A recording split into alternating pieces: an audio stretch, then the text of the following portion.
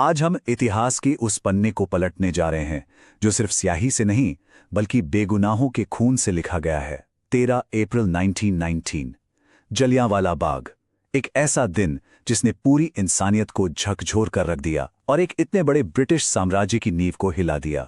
इस पूरे विश्लेषण में हम गहराई से समझेंगे कि आखिर उस दिन क्या हुआ था और किन घटनाओं ने इस खौफनाक त्रासदी को जन्म दिया। चलिए बिना देर किए शुरू करते हैं। अब सबसे बड़ा सवाल तो यही उठता है ना कि सिर्फ 10 मिनट, जी हां, 10 मिनट के खौफनाक नरसंहार की गूंज को लंदन तक पहुंचने में और न्याय मिलने में पूरे 21 साल कैसे लग गए। ये 21 साल का आंकड़ा ये सिर्फ कोई नंबर नहीं है, ये एक ऐसी आग थी जो दशकों तक सुलगती रही। आइए देखते हैं कि ये सब शुरू कैसे हुआ। कहानी की जड़ तक जाने के लिए हमें थोड़ा पीछे जाना होगा। प्रथम विश्व युद्ध का समय था। लाखों भारतीयों ने ब्रिटिश फौज की वर्दी पहनी और असीम वफादारी दिखाई। भाई सीधी सी उम्मीद थी कि इसके बदले आजादी की ओर ले जाने वाले कुछ अधिकार तो मिलेंगे, लेकिन मिला क्या? बदले में मिला दमनकारी डिफेंस ऑफ इंडिया एक्ट 1915।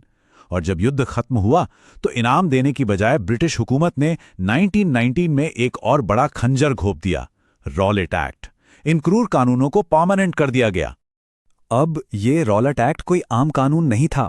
इसने भारतीयों के बुनियादी कानूनी अधिकारों को ही पूरी तरह से खत्म कर दिया। मतलब बिना किसी वारंट के किसी को भी गिरफ्तार कर लो और बिना मुकदमे के सीधे 2 साल तक जेल में डाल दो। ये एक फंदा था।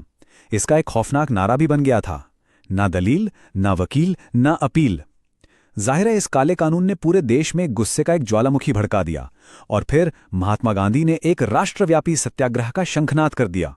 पूरा देश उबल रहा था और पंजाब इस विरोध का सबसे बड़ा सेंटर बन गया। अमृतसर में हिंदू मुस्लिम एकता उस वक्त अपने चरम पर थी। इसी बीच 10 अप्रैल 1919 को ब्रिटिश हुकूमत ने बौखलाहट में एक बहुत बड़ी गलती कर दी। उन्होंने शांतिपूर्ण आंदोलन चला रहे 2 बेहद लोकप्रिय स्थानीय नेताओं डॉक्टर सत्यपाल और डॉक्टर सैफुद्दीन किचलू को धोखे से बुलाया और गुपचुप तरीके से गिरफ्तार कर लिया। बस इसी अचानक हुई गिरफ्तारी ने उस पूरी तरह से शांतिपूर्ण माहौल को एक पल में बदल कर रख दिया। और जैसे ही इन गिरफ्तारियों की खबर फैली, हालात बिल्कुल बेकाबू हो गए। पुलिस ने निहत्थे लोगों पर फायरिंग कर दी, जिसके बाद ये शांतिपूर्ण विरोध हिंसक दंगों में बदल गया। इसमें 5 ब्रिटिश अधिकारी मारे गए। इसी अफरा तफरी में एक ब्रिटिश मिशनरी महिला मार्शला शेरवुड पर भी भीड़ ने हमला कर दिया। ब्रिटिश हुकूमत के लिए ये उनके घमंड पर एक बहुत तगड़ा वार था।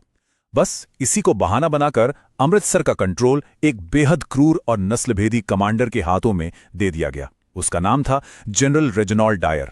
आते ही उसने शहर में अघोषित मार्शल लॉ लगा दिया, द बैसाखी डे मैसेकर।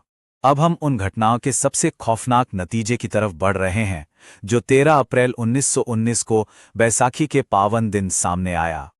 स्वर्ण मंदिर के ठीक पास 6.5 एकड़ का एक मैदान था, जलियांवाला बाग। असल में ये एक भयानक जाल की तरह था जो चारों तरफ से ऊंची ऊंची इमारतों से घिरा हुआ था और बाहर निकलने का सिर्फ एक बहुत ही संकरा सा रास्ता था। बैसाखी का दिन था तो वहां करीब 15 से 25 हजार लोग बिल्कुल शांति से इकट्ठा हुए थे।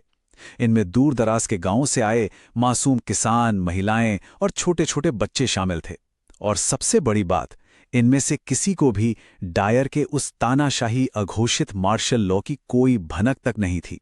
और फिर जैसे ही जनरल डायर को इस सभा के बारे में पता चला, वो अपनी बलूच और गोरखा रेजिमेंट की हथियारों से लैस टुकड़ी लेकर वहां पहुंच गया।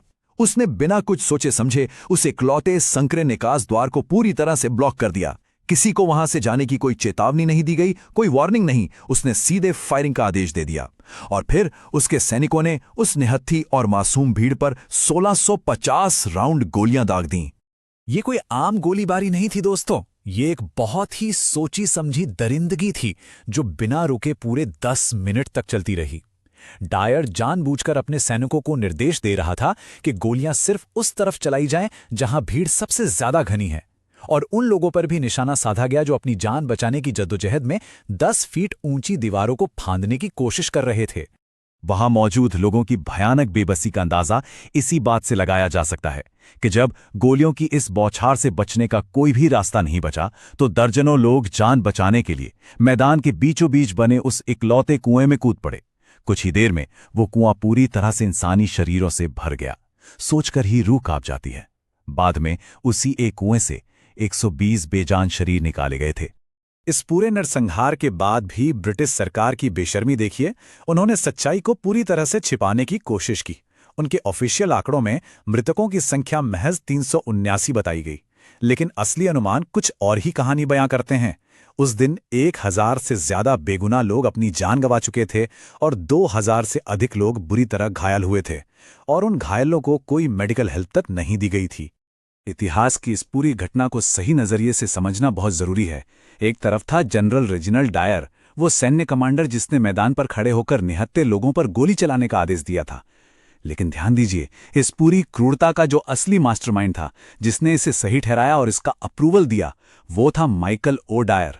वो उस समय पंजाब का लेफ्टिनेंट गवर्नर था। डायर और ओ डायर, ये अंतर आगे चलकर इस कहानी में एक बहुत बड़ा मोड़ लाने वाला है। The shame Hunter commission. इस नरसंहार के बाद दुनिया भर में जो आलोचना हुई, उससे बचने के लिए ब्रिटिश सरकार ने न्याय का एक झूठा दिखावा किया और एक जांच बिठाई जिसे हंटर कमीशन कहा गया। और इस कमीशन की सच्चाई जानकर कोई भी हैरान रह जाएगा। जनरल डायर ने जांच के दौरान रत्ती भर भी पछतावा नहीं दिखाया। उल्टा वो बड़ी बेबाकी से बोला कि वो भारतीयों को एक सबक सिखाना चाहता था। इतना सब होने के बाद भी उसे कोई कड़ी सजा नहीं दी गई। उसे बस पद से हटाकर वापस इंग्लैंड भेज दिया गया, और वहां ब्रिटिश हाउस ऑफ लॉर्ड्स ने उसे एक हीरो की तरह ट्रीट किया। चंदा इकट्ठा करके 26,000 पाउंड की भारी रकम और स्वॉर्ड ऑफ ऑनर देकर उसे सम्मानित किया गया। अंग्रेजों की इस नीचता ने हर हिंदुस्तानी के सीने में जो आग सुलग रही थी ना, उसे एक ज्वालामुखी बना दिया। विरोध के रूप में नोबेल पुरस्कार विजेता गुरुदेव रविंद्रनाथ टैगोर ने ब्रिटिश सरकार की दी हुई अपनी नाइटहुड की उपाधि वापस कर दी। उन्होंने कड़े शब्दों में कहा कि अब समय आ गया है जब सम्मान की ये तमगे हमारे अपमान के संदर्भ में हमारी शर्म को और बढ़ा देते हैं। और बस यही वो टर्निंग पॉइंट था जहां से एक नए इंकलाब ने जन्म लिया। इस नरसंहार की खबर सुनकर 12 साल का एक बच्चा अपना स्कूल छोड़कर मीलों दूर पैदल चलकर जलियांवाला बाग पहुंचा। उसने वहां की खून से सनी लाल मिट्टी को अपने मासूम हाथों से उठाया और एक कांच की शीशी में भर लिया। जानते हैं वो बच्चा कौन था? वो भविष्य के महान शहीद आजम भगत सिंह थे। उस मिट्टी ने उन्हें ऐसा क्रांतिकारी रास्ता दिखाया जिसने आगे चलकर ब्रिटिश साम्राज्य की पूरी नींव को हिलाकर रख दिया। ऊधम सिंह्स अल्टीमेट रिवेंज। इस पूरी कहानी का सबसे संतोषजनक और रोंगटे खड़े कर देने वाला अध्याय तो अभी बाकी था। एक ऐसा इंतकाम जिसे पूरा होने में 2 दशक लग गए। ये कहानी है सरदार ऊधम सिंह के आखिरी बदला प्रतिशोध की। सरदार ऊधम सिंह खुद जलियांवाला बाग में मौजूद थे। उन्होंने अपनी आंखों के सामने अपने लोगों का खून बहते देखा था, और तभी कसम खा ली थी कि वो मुख्य दोषी को उसी के घर में घुसकर मारेंगे। उनका ये प्लान बहुत ही अभूतपूर्व और धैर्य से भरा था। दशकों तक भेष बदलकर वो कई देशों की यात्रा करते रहे और आखिरकार लंदन पहुंचे। वहां उन्होंने एक पिस्टल खरीदने के लिए एक रेस्टोरेंट में काम किया, और फिर एक मोटी सी किताब के पन्नों को रिवॉल्वर के आकार में काटा और उसमें अपनी बंदूक बड़ी चतुराई से छिपा ली। और फिर आखिरकार वो दिन आ ही गया।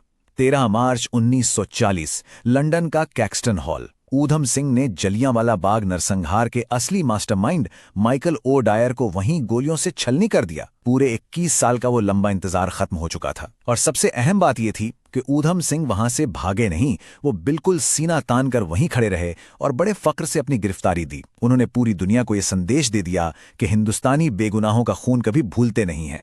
तो अंत में इस पूरे विश्लेषण को हम एक सवाल के साथ खत्म करते हैं। जरा सोचिए, कैसे महज 10 मिनट के एक अमानवीय अत्याचार ने एक ऐसी आग को जन्म दिया जिसे कोई नहीं रोक सका, और जिसने अंततः एक पूरे साम्राज्य को ही राख कर दिया। जलियांवाला बाग भारतीयों को डराने के लिए किया गया था, लेकिन असल में यही भारत की आजादी का सबसे बड़ा कैटलिस्ट बन गया।